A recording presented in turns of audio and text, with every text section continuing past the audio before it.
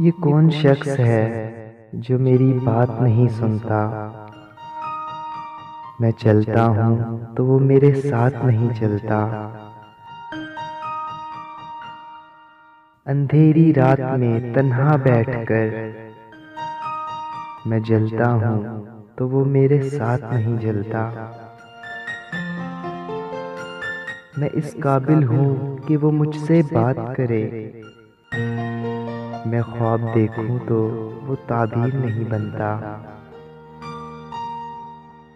बरसों पहले उसने एक बात कही थी